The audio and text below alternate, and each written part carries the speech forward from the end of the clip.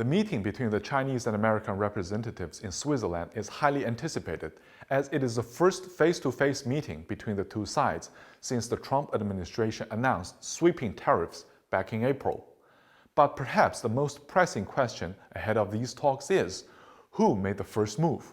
Who picked up the phone first? U.S. Treasury Secretary Scott Bessent offered little to no information. His response, evasive at best. We don't want to decouple. What we want is fair trade. But who made the first call? Like in a dating world, like who makes the first call here today? There are lots of calls, Laura, is that there isn't a first call. The message from the Chinese side, however, was straightforward and to the point.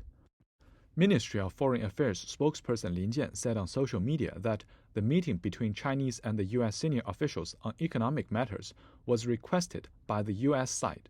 If you take a look at the bigger pictures, it is rather obvious why the U.S. has requested this meeting and initiated a small yet vital step in resolving economic differences. Keep in mind, this was brought on by the U.S. themselves. According to CNBC, in the first quarter of the year, U.S. GDP shrank by 0.3%, and it is largely due to the uncertainties stemming from Trump's tariffs. China's economy has grown by 5.4%. The country has prepared for uncertainties by implementing measures aimed at fostering domestic consumption and stabilizing foreign trade. That he could impose tariffs on China, but also keep the door open to conversations. China's strategy has been to keep that door open to conversations, but to meet U.S. measures with countermeasures immediately, assuredly. U.S. markets saw a positive rebound when the meeting was announced earlier this week. Reuters described the meeting as an icebreaker. But for China, the narrative is more prudent.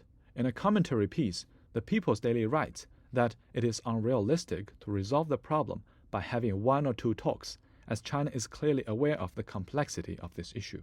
Albeit having managed expectation, having the two largest economies sit down and talk, or even talk about talking, is progress. China's stance has been clear and consistent, facing uncertainties with its own certainties.